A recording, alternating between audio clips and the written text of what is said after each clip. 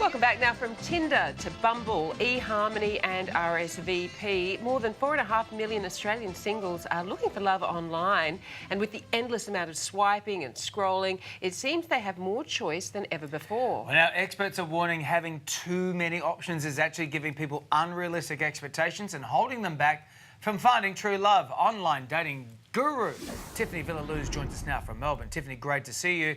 So this new research has found that singles are now more likely to chase people who are out of their league. Is that true? It is, actually, and we're really lucky now that we've got so many online daters worldwide that we're starting to get some really good data out of behaviours and so forth. So the most comprehensive study that's been done to date that's come out of the US and involved 186,000 online daters has shown that, generally speaking, we're tending on pursuing people that are 25% more desirable than what we are. So we're batting above our average or potentially aiming out of our league. And men are particularly prevalent in that area and actually going for a lot younger women, whereas women tend to be going for men between 40 to 50. So it's not such a good light thing for women, but yes, we're batting above our average. So, Tiffany, why is online dating making people overconfident? Well, we're doing it behind a mask. We're sitting behind a screen and we're in the privacy and the comfort of our own home. So it's a lot easier to look at profiles online and be more confident that if we reach out and contact them, that the rejection doesn't look like it used to look like when we used to have to go across a crowded room and potentially contact somebody and suffer humiliation and rejection and walk back with our tail between our legs.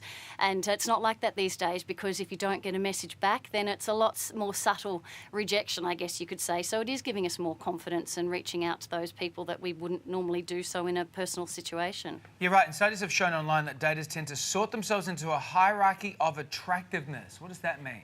Well, it's like we all have a pretty good idea as to how we see ourselves. And say, for example, I might rate myself at an 8.5 or a 9 or maybe a 7. But, David, you'd probably be a 9, so I might go after you.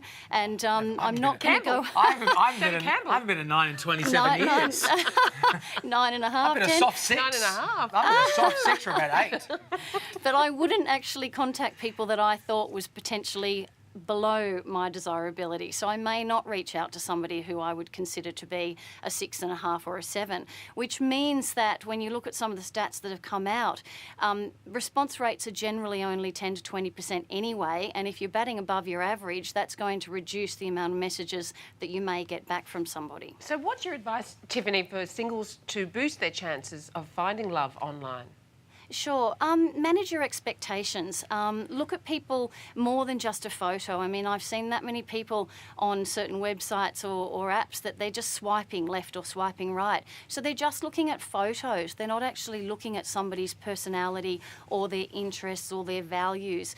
Men tend to look at the personal characteristics for somebody, what they look like, rather than their personality. And with the amount of adult content that's looked at these days, it's not real, it's not reality. So with that, they've got to be really careful that they're not judging a book by its cover and not actually looking at somebody's personality. I remember my first boyfriend that I met, I didn't think he looked like much to start with until I got to know his personality, and I thought he was great. That was before online dating. I'm showing my age here now.